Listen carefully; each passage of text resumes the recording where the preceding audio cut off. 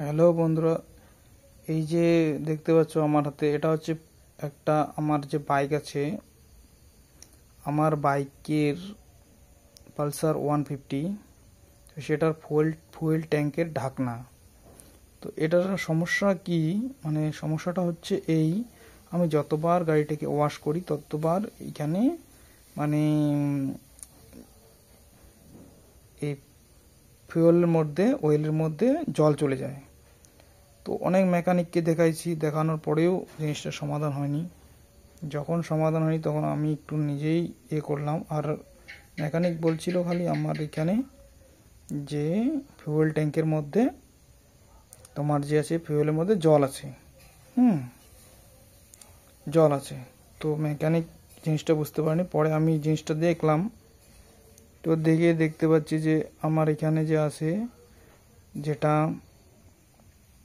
Well seal, actually এটা well seal না, মানে এখানে একটা হচ্ছে সিল ইউজ করা আছে, কাভার, যেটা বাইরের থেকে যাতে ট্যাঙ্কির মধ্যে জল প্রবেশ করতে না পারে সেই জন্য এই জিনিসটা দেওয়া আছে।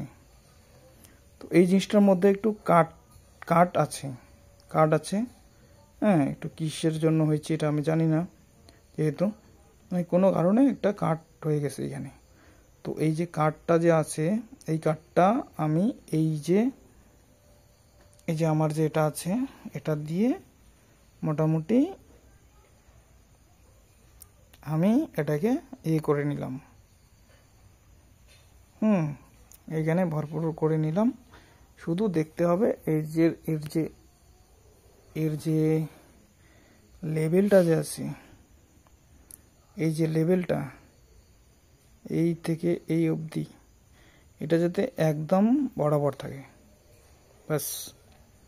তাহলে এদিক থেকে আর জল যেতে পারবে না ট্যাঙ্কির মধ্যে। আর যেটা আমার পরে আমি দেখলাম ভালো করে, আমার যে একটা এখান থেকে যে পাইপটা যায়, যেটা হচ্ছে ট্যাঙ্কির থেকে যে পাইপটা জলটা বাইরে বের করবে, সেই পাইপের মধ্যে মাটি ভরা ছিল, তার জন্য ওই জলটা ওই দিক থেকে পাস হতে পারে না, তার জন্য এই সমস্যাটা। তো আমি দেখাচ্ছি কোন জায়গায় গাড়িতে গিয়ে। এই যে বন্ধুরা দেখতে পাচ্ছ, এই যে পাইপটা আছে, এই যে ফুটোটা আছে, এইখান থেকে যখন আমরা ওয়াশ করি গাড়িতে, এখানে চিল হয়ে থাকে, ওই জিনিসটা চিল হয়ে থাকে। আর এই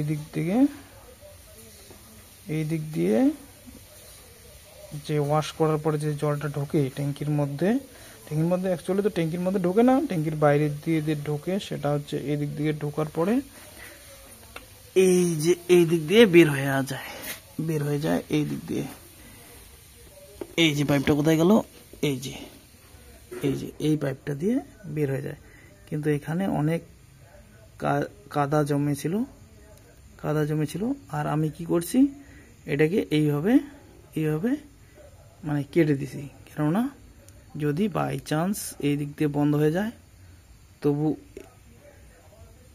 এই দিক দিয়ে ওয়াশের সময় অতিরিক্ত জলটা যে আছে সেটা বের হয়ে যেতে পারবে। আর যদি এটাও না হয়, তাহলে এই দিক দিয়ে বের হয়ে যাবে। যদি এটা বন্ধ হয়, এটা তো বন্ধ হওয়ার চান্সই নেই, এই যখনই ঢুকবে তখন এই দিক দিয়ে চলে যাবে। তো এই হচ্ছে ব্যাপার।